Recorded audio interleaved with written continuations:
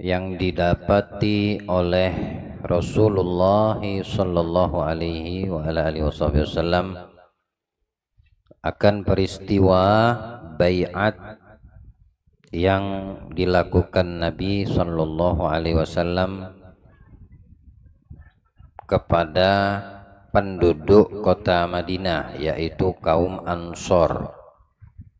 Dan kita sudah ketahui juga bahwasannya sebutan kaum Ansor adalah mereka asli penduduk kota Madinatul Munawwarah yang terbagi dengan suku Aus yang pertama dan suku Khazraj yang kedua. Kesemua ini dari sumber yang sama dan mereka merupakan penduduk asli kota Madinah.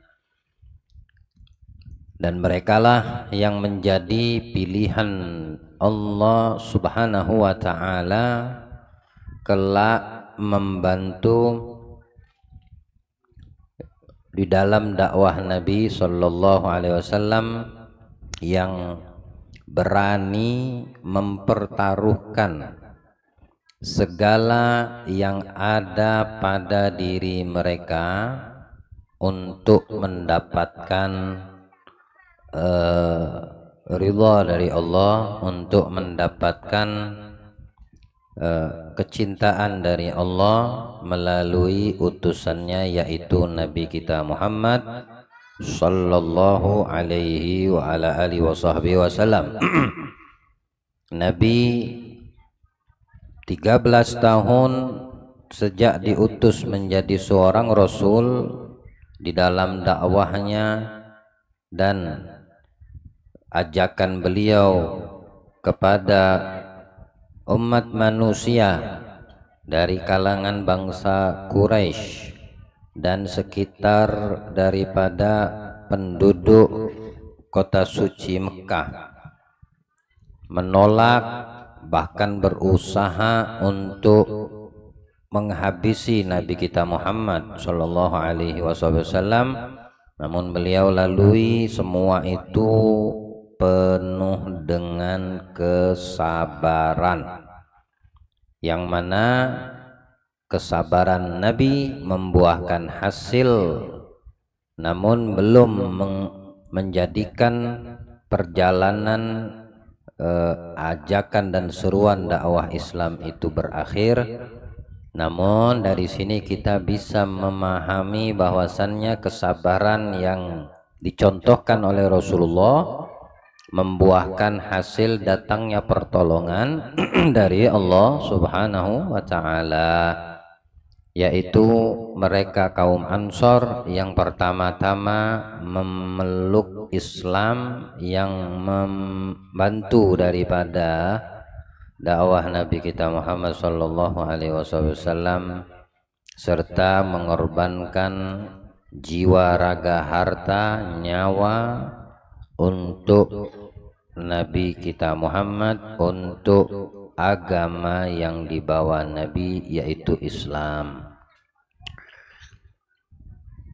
Allah Subhanahu wa taala menggerakkan daripada, artinya menggerakkan ini memilih tentunya siapa yang layak, yang pantas untuk menjadi Ansarullah, penolong agama Allah Subhanahu wa taala, yang dibawa oleh Nabi kita Muhammad bin Abdullah sallallahu alaihi wa ala alihi wasallam.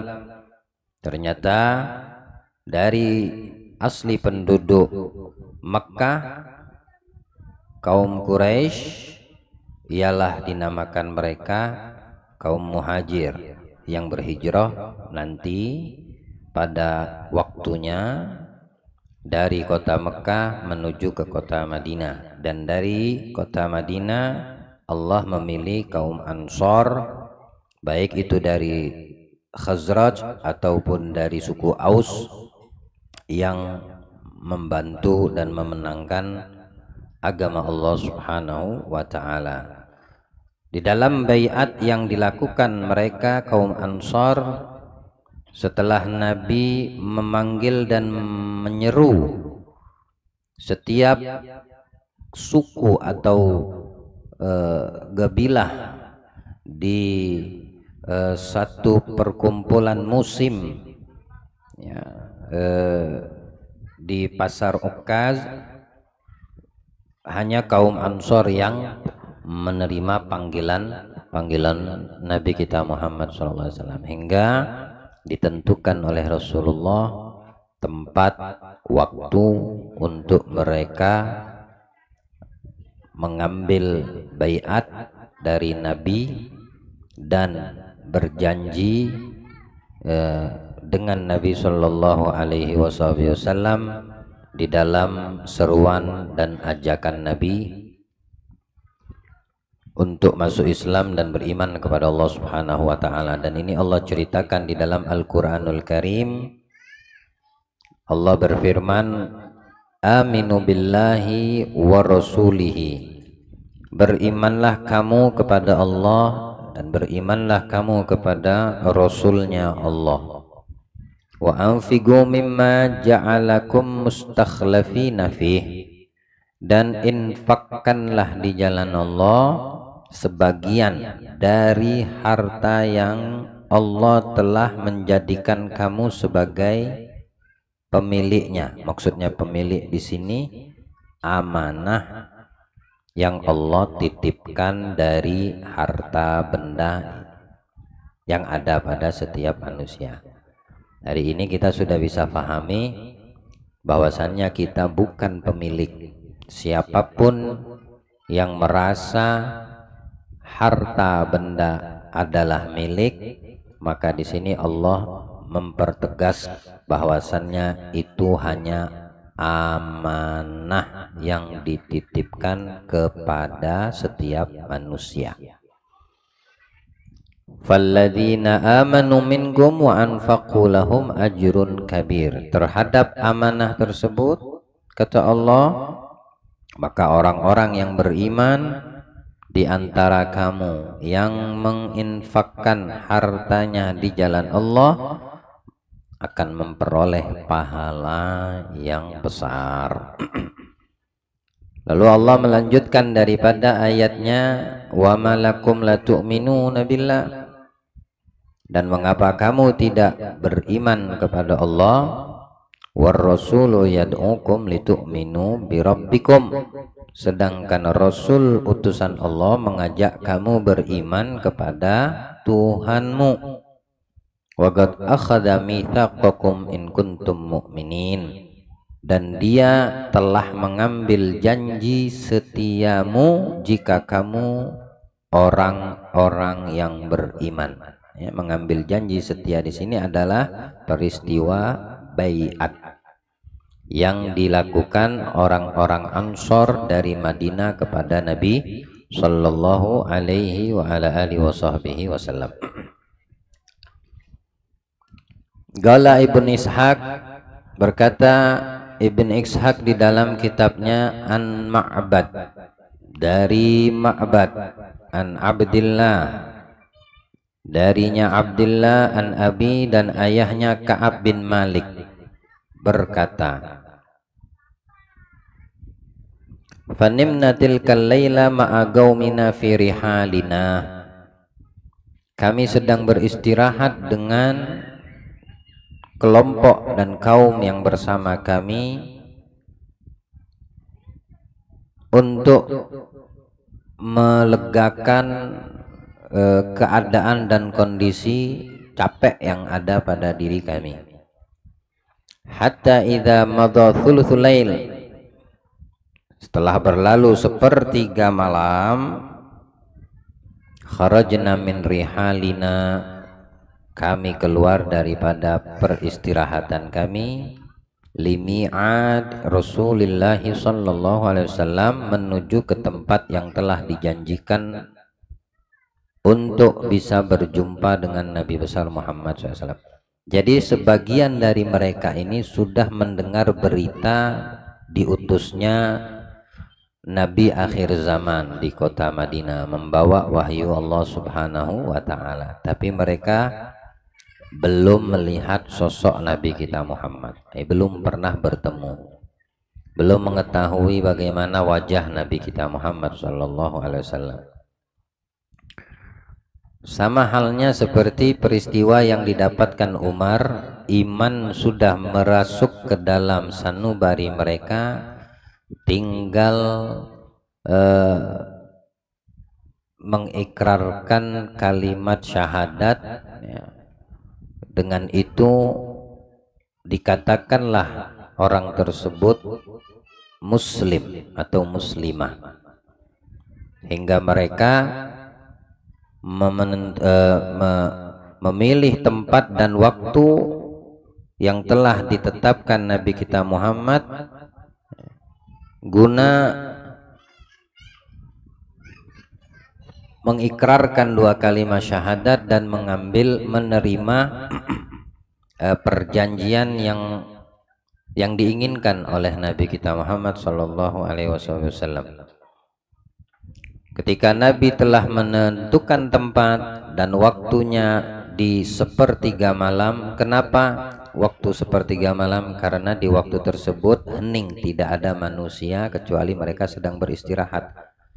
Daripada mereka kelompok orang-orang Quraisy musyrik yang membenci Nabi Muhammad, yang tidak suka kalau ada orang-orang yang didakwahi Nabi itu ikut kepada ajakan dakwah Nabi, lantas mereka beriman kepada Allah dan meninggalkan Tuhan sembahan mereka, yang mereka sendiri memahami, meyakini apa yang mereka sembah itu pada hakikatnya tidak mendatangkan manfaat, tidak mendatangkan mudarat. Mereka yang bikin Tuhan sendiri, mereka yang menyembah Tuhan sendiri, yang tidak bisa membantu akan kesulitan ketika mereka mendapatkan kesulitan daripada siapa yang dituhankannya, baik itu patung berhala yang terbuat dari material keras maupun itu yang terbuat dari kayu. Minal ajab, diantara salah satu pembesar suku Ansor,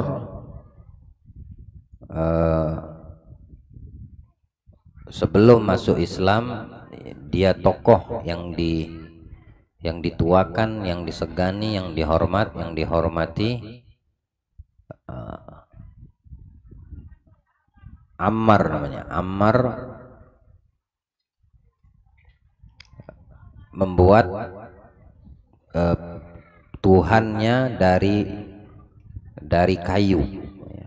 Dia buat patung Tuhannya dari kayu yang dia sembah. Ini sebelum dia masuk Islam, sebelum menerima ajakan Nabi Muhammad SAW. Lalu di antara keponakannya sudah ada yang Islam terlebih dahulu. Keponakannya masuk Islam, namun pamannya belum masuk Islam. Ammar ini belum masuk Islam. Suatu ketika di malam hari, patung Tuhan dari kayu yang diukirnya, yang dibuatnya, ditaruhnya di dalam rumahnya. Saat dia tidur, datang keponakannya ini, diambilnya, dicurinya Tuhannya itu, kemudian dibawanya ke septic tank, tempat buang kotoran manusia. Ya. Allah alam, septic tank di zaman dulu sama enggak dengan kita ini di bawah tanah, di beton. Ya, ternyata tidak. Dia di tempat terbuka, tapi dibuat khusus untuk kotoran manusia. Ya. Lalu dibawalah ke septic tank tempat kotoran manusia ini, dibalikkan kepala Tuhannya, ditancapkan di kotoran tersebut. Pas bangun Ammar nih, si paman melihat, loh mana Tuhannya kok hilang. Cari sana cari sini, cari sana cari sini. Ponakannya sendiri yang bilang, aku melihat kayak ada Tuhan yang engkau buat wahai pamanku di septic tank sono, padahal dia yang melakukan. Tapi tidak tahu betul apa enggak itu Tuhanmu atau Tuhan orang lain gitu. Didatanginya, ternyata dilihat betul, memang Tuhannya yang dibuat oleh pamannya. Diambilnya lah, dibersihkan, dicucinya pakai sabun, dibilasnya, dikasih wangi-wangian Tuhan yang dibuatnya ini setelah diambil dari septic tank. Lalu diletakkannya lagi di tempat di mana dia meletakkan Tuhannya. Dia berkata kepada keponakannya, siapalah yang berani mengambil Tuhan yang kubuat ini. Malam-malam saat istirahat lagi, datang lagi ponakan, diambilnya lagi itu Tuhannya, dibawanya ke septic tank lagi, ditumpahkan kepalanya lagi, ditancapkan ke kotoran manusia tadi. Pagi-pagi bangun melihat Tuhannya hilang lagi. Kemana Tuhan saya? Penasaran, dia datangi septic tank yang ditemukan kemarin. Ternyata betul, kepala Tuhannya sudah menancap di kotoran manusia. Diambilnya lagi dalam keadaan emosi, dibersihkannya, disabuninya, disikatinya, kemudian dikasih wangi-wangian sama dia Tuhannya, ditaruhnya lagi di tempat di dalam rumah, di tempat Tuhannya dia letakkan. Lalu dia bilang kepada Tuhannya seperti ini, aku tidak tahu siapa yang mencurimu. Andaikan aku mengetahuinya, akan ku permalukan orang tersebut, si pencuri ini tadi. Yang mencuri ada di sebelahnya. Yang mencuri ada di sebelahnya. Tapi mulai saat ini, kata si pamannya Ammar ini, malam ini aku taruh pedang, ku siapkan di depanmu. Aku taruh, aku sandarkan ini pedang di tanganmu. Andai aku kebablasan tidur dan ada yang ingin mencurimu lagi, tugasmu untuk melindungi diri sendiri, kata si paman kepada patung Tuhannya. Tidurlah dia di malam hari.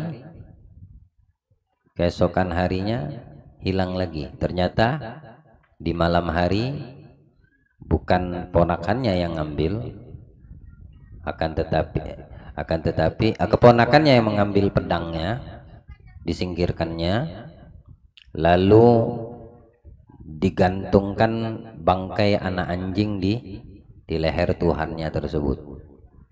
Diambilnya, ditaruhnya di depan rumah, bangkai tadi ditidurkannya di jalanan, di sebelah bangkai anak anjing ini si Tuhan kayu tadi yang dibuat si paman. Pas bangun pagi-pagi ngeliat, udah ada, betul-betul hilang, termasuk pedangnya hilang. Dia keluar dari rumah cari, ternyata pas di depan rumahnya kedapetan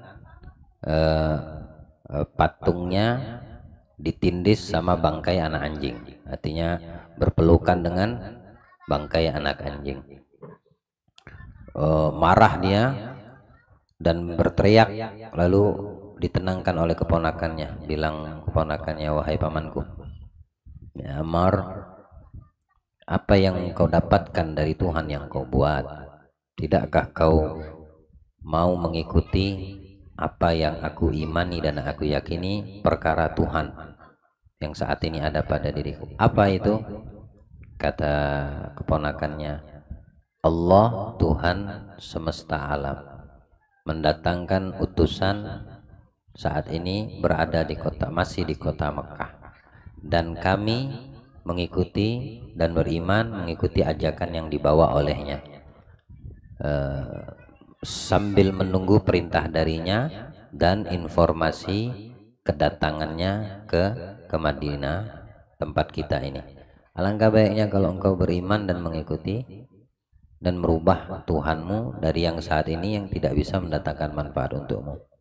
Dijelaskanlah, didakwahi sama keponakan, alhasil dia masuk Islam. Tapi dia belum pernah berjumpa dengan Nabi Shallallahu Alaihi Wasallam. Di antara sahabat yang diutus Nabi, Mus'ab bin Umair, ya, terlebih dahulu ke kota Madinah untuk berdakwah, mengajarkan Islam, membacakan Al-Quran kepada penduduk Madinah.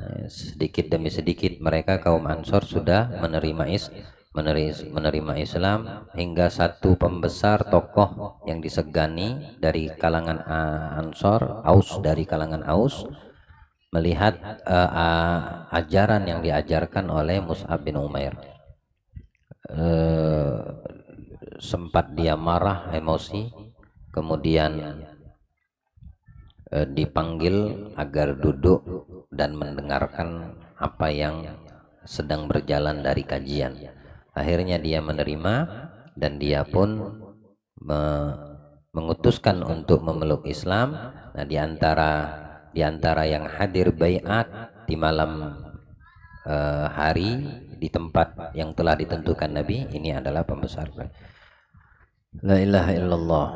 Dikatakan kami berjalan diam-diam pada malam hari tersebut menuju tempat yang telah dijanjikan Nabi kita Muhammad SAW. Pada saat itu kami berjumlah 73 orang laki-laki dan beberapa orang kaum wanita. Di antaranya mereka bernama Nusaibah binti Ka'ab.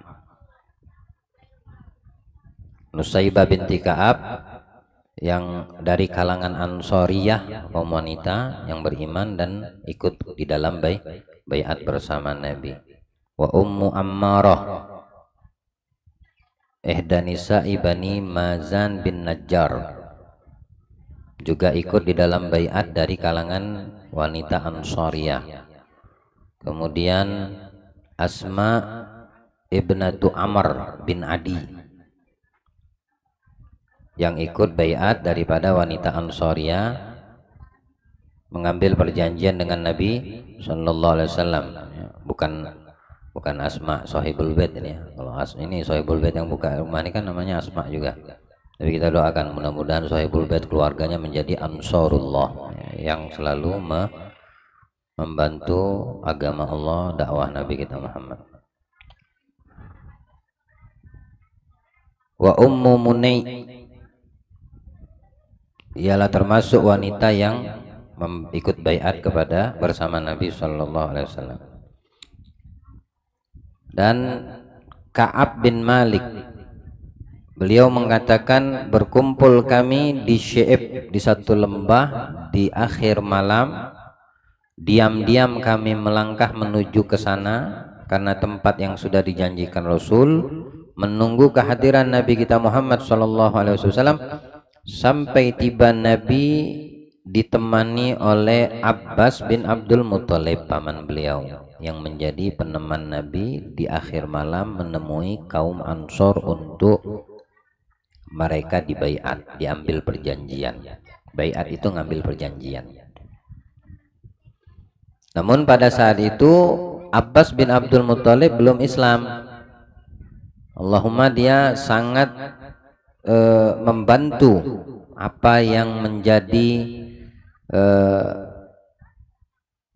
yang dilakukan daripada pekerjaan Nabi SAW di dalam dakwah ini, sangat dibantu. Dia sangat menjadikan dirinya itu berkhidmat walaupun dia saat itu belum Islam, dan melindungi Nabi Shallallahu Alaihi Wasallam pada saat itu. Ketika Nabi tiba dan Abbas bin Abdul Muthalib, berjumpalah dengan mereka kaum Ansor. Yang pertama berbicara adalah paman Nabi Abbas. Beliau berkata, ya ma'syaral Khazraj. Khazraj ini daripada Ansor. Inna Muhammadan minna haitsu alimtum. Sesungguhnya Muhammad di sisi kami sebagaimana yang kalian ketahui, sebagaimana yang kalian pernah dengarkan. wa qad mana'nahum min qaumina mimman huwa ala mithli ra'ayna minhu fihi. Dan kaum kami Quraisy di Mekah, mereka mencegah, membenci, menghalangi dakwah keponakanku ini, maksudnya Nabi kita Muhammad. Dan itu pun kalian sudah mengetahui dan mendengarkan. Fahuwa fi izzatin min qaumi, padahal kaumnya orang Quraisy mengetahui kemuliaan yang dibawa oleh Nabi Muhammad. Hanya saja tertutup pintu mereka untuk beriman. Hingga mereka orang-orang kafir Quraisy tersebut mencegah dan selalu senantiasa menghalangi Nabi, bahkan mengikuti dari belakang ajakan Rasulullah, seruan Nabi kepada orang-orang untuk beriman dengan kalimat yang memojokkan dan menyalahkan setelah Nabi berkata atau berbicara. Wa innahu qad aba ilan hijaz ilaikum wal luhuq bikum. Dan sesungguhnya Rasulullah sangat menginginkan perjumpaan dengan kalian. Beliau memenuhi panggilan untuk bertemu dengan kalian. Fa in kuntum tarawna annakum wafawna lahu bima da'autumu ilaih. Jika kalian telah mengetahui bahwa sesungguhnya kalian mampu untuk mengikuti, melindungi, menjaga, wa mana'u mimman khalafahu, dan berjanji untuk tidak berpaling meninggalkan Nabi kita Muhammad, maksudnya fa antum wa ma tahammaltum min dalik, walaupun di dalam perjalanannya sangat berat ya, penuh dengan ujian dan cobaan. In kuntum tarawna annakum musallamu wa khadhalu ba'dal khuruj bihi ilaikum faminal an fada'hu. Kalau itu yang akan kalian lakukan, artinya kalian ingkar janji, kalian tidak menepati daripada janji, tidak mau menolong, tidak mau membantu, bahkan kalian di kemudian hari akan meninggalkan Rasulullah, membiarkan Rasulullah, maka lebih baik kalian pulang saat ini dan jangan pernah memberikan satu harapan yang bisa mencelakakan diri kalian sendiri. Ya, tapi makna kalam. Abbas bin Abdul Muthalib menekankan terlebih dahulu kepada kaum Ansor karena mereka asli penduduk Madinah, sedangkan Rasulullah dan Abbas dari Mekah ya. Walaupun sama-sama bangsa Arab, tapi watak, tabiat, prinsip hidup, keseharian belum tentu sama karena mereka belum dikenal. Kaum Ansor belum dikenal. Ketika Abbas mengatakan seperti itu, mereka menjawab, siapa kaum Ansor? Qad sami'na ma qulta, kami telah mendengarkan himbauanmu wahai paman Rasulullah. Fatakallam ya Rasulullah, sekarang biarkan Rasulullah yang berbicara, kami ingin mendengar langsung. Maka Nabi SAW membacakan kepada mereka Al-Quran. Ini sekarang Nabi yang berbicara dan mengajak mereka untuk Islam. Kemudian semangat dan selalu termotivasi di dalam dakwah dan mengajak umat manusia masuk Islam. Lalu Nabi membaiat mereka kaum Ansor.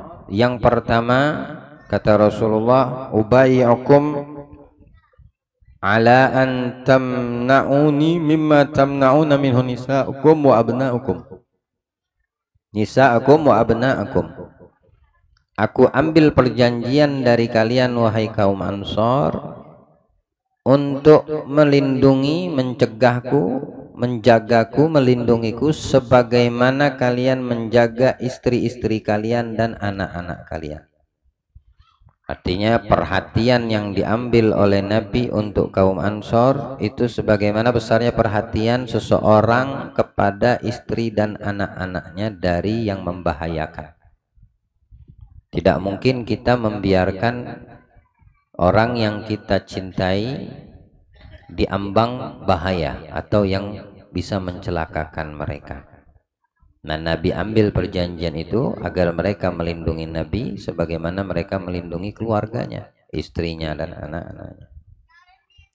Gala fa akhadal Bara bin Ma'rur biyadihi. Seketika sahabat Ansor yang bernama Al-Barra bin Ma'rur, dia ulurkan tangannya untuk menjabat dan memegang tangan Nabi Shallallahu Alaihi Wasallam, lalu dia berkata, "Naam, ya, kami terima perjanjian tersebut ya Rasulullah. Fawalladzi ba'atsaka bil haqq lanamna'unnaka mimma namna'u minhu azarana." Demi zat yang mengutusmu dengan hak dan benar, kami akan mencegah apapun yang bisa menyakitimu dan apapun yang bisa mencelakaimu. Fabaya'na ya Rasulullah, maka ambillah perjanjian ini dari kami, maksudnya baiatlah kami dengan janji yang sudah kami ikrarkan. Fanahnu wallah, kami demi Allah, abnaul hurub, anak keturunan orang yang ahli di medan perang. Jadi jangan khawatir, jangan takut ya Rasulullah, tidak ada yang akan menyakitimu. Kami anak keturunan orang yang pandai berperang. Wa ahlul halaqah, dan orang yang selalu mempunyai ikatan kuat dengan satu sama lain. Warathnaha kabiran an kabir, kami dapat warisan ini, pemberani maksudnya, kemudian komitmen, itu adalah warisan dari leluhur-leluhur kami. Ya, jadi mereka juga menguatkan untuk Nabi kita Muhammad supaya Nabi tidak bimbang, karena ini bukan asli orang Makkah, mereka jauh dari Mekah, ya. Perjalanan 5-6 hari pada masa itu dari Mekah ke kota Madinah. Akhirnya gala fa'taridul gaul, maka dipercaya, diambil, dipegang apa yang mereka bentangkan dari ucapan mereka oleh Nabi SAW. Wal Barra yukallimu Rasul sallallahu alaihi wasallam, lalu Al Barra ini berkata kepada Nabi, ya Rasulullah, kami ini punya ikatan, punya kerjasama dengan orang Yahudi di Madinah. Nah, Madinah kan memang sudah membaur orang Yahudi seperti yang kita ceritakan kemarin malam. Kalau mereka tahu kami mengikuti ajaranmu, masuk Islam, bagaimana dengan ikatan kerjasama yang sudah berjalan dengan mereka orang Yahudi? Apakah kami hilangkan, kami putuskan hubungan tersebut? Dan jika kami putuskan hubungan tersebut, kemudian mereka marah dan berupaya untuk memerangi atau menyakiti kami, apa yang akan kami lakukan? Nabi tersenyum. Nabi tersenyum. Lalu Nabi mengatakan, ad-damu bid-dam. Ad-dam bid-dam. Darah balasnya darah. Wal hadmul hadm. Menghancurkan balas hancur. Artinya siapa yang menyakiti, kita sakiti. Siapa yang menumpahkan darah, kita tumpahkan darah dia. Artinya akan diberlakukan qisas, karena keberadaan Nabi yang dikhawatirkan oleh bangsa Yahudi di kota Madinah sebentar lagi terwujud. Sedangkan sebelum Nabi masuk ke kota Madinah, asli penduduk Madinah kaum Ansor sudah mempunyai ikatan kerjasama dengan bangsa Yahudi, ya. Wa ana ma'akum wa antum minni. Ana minkum wa antum minni, kata Nabi. Aku bagian dari kalian dan kalian bagian dari diriku. Uharibu man harabtum. Aku akan perangi siapa yang memerangi kalian, kata Rasulullah. Nah, jadi mereka sama-sama komitmen, ya, antara Nabi dengan kaum Ansor, antara Ansor dengan Nabi kita Muhammad sallallahu alaihi wasallam. Wa usalimu man salamtum.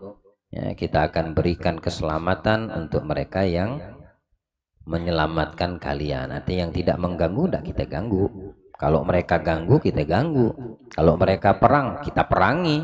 Kalau mereka numpahkan darah, kita balas tumpahkan darah mereka. Nah, inilah komitmen antara Nabi dengan penduduk Ansor yang sudah beriman kepada Allah dan kepada Nabi kita Muhammad SAW.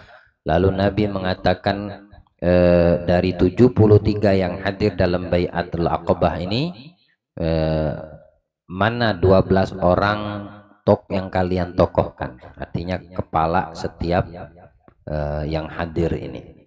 Maka dihadirkan oleh Nabi SAW di hadapan Nabi SAW.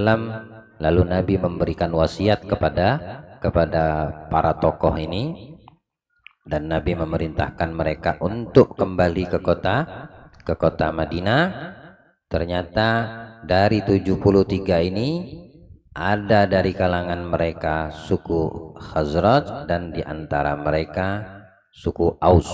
Nabi mengambil daripada Khazraj dan Aus untuk dijadikan nagib, pemimpin, ya, ketika mereka pulang ke Madinah untuk berdakwah, melanjutkan estafet dakwah Nabi kita Muhammad SAW. Maka selesailah proses daripada perjanjian tersebut, dan diantara isi perjanjian Bai'atul Aqabah yang kedua ini Nabi membaiat mereka pertama alasam wa ta'ah, alasam wa ta'ah, untuk mendengarkan dan mentaati. Fin nasyati wal kasli, mau dalam keadaan semangat ataupun dalam keadaan sungkan. Ya, dalam keadaan malas atau semangat, tetap mendengarkan dan mentaati. Kemudian wan nafaqah fil usri wal yusri, untuk tidak kikir dan pelit terhadap harta benda, ya, membantu menafkahi dalam keadaan susah ataupun senang. Ketika ada satu yang susah, bantu. Yang senang, bantu. Saat ada yang susah, kekurangan, yang memiliki kelebihan, bantu. Nah, inilah prinsip yang dibangun Nabi kita Muhammad SAW untuk mereka dan untuk kita, orang-orang yang beriman. Harus mempunyai prinsip saling bantu-membantu. Kita lihat ada saudara kita susah dan kita diberi kelonggaran dalam sisi ekonomi, bantu. Jangan juga bahkan harus menunggu mereka minta bantuan baru kita mau bantu, padahal kita tahu dia kesusahan. Orang sejatinya, ya, orang yang beriman mereka mengulurkan tangan sebelum ada yang meminta bantuan. Ini sejatinya orang-orang yang beriman. Bahkan tidak heran ketika kaum muhajirin yang hijrah dari Mekah ke Madinah dalam keadaan fakir, tidak membawa harta benda karena ditahan oleh orang-orang kafir Quraisy rumah dan hartanya. Orang-orang Ansor yang kaya raya, yang mampu membagi sebagian hartanya untuk yang sudah dipersaudarakan oleh Nabi kita Muhammad. Jadi muhajirin dan Ansor yang sudah dipersaudarakan, separuh hartanya dikasih ke muhajir. Bahkan yang dipersaudarakan, jika diantara mereka itu ada yang belum berumah tangga, belum mempunyai istri, dari kalangan Ansor mempunyai istri lebih dari satu, maka disuruh pilih mana yang dia suka dari istrinya, ya. Kemudian ketika sudah didapatkan mana yang disukai dan dia mau menerima tawaran tersebut, kaum muhajir yang masih membujang ini, yang belum menikah, maka dari Ansor yang memiliki istri lebih dari satu, dia akan menjatuhkan talak kepada istri tersebut, kemudian diselesaikan masa iddah dan dikawinkan dengan muhajir, ya, kaum muhajirin. Itu kalau yang dari kelompok muhajirin menginginkan. Yang tidak mempunyai rumah yang telah dipersaudarakan oleh Nabi, kemudian dari Ansor yang memiliki tempat tinggal lebih dari satu, dikasihkan satu kepada mereka yang telah dipersaudarakan. Lihat bagaimana mereka komitmen terhadap baiat, perjanjian yang dibuat oleh Nabi SAW. Nafkah dalam keadaan susah ataupun senang harus saling bahu-membahu dan saling membantu. Lalu Nabi mengambil baiat lagi yang ketiga, alal amr bil ma'ruf wan nahi anil munkar. Menegakkan yang ma'ruf, mencegah dari perbuatan mungkar. Wa ala an naqul fillah la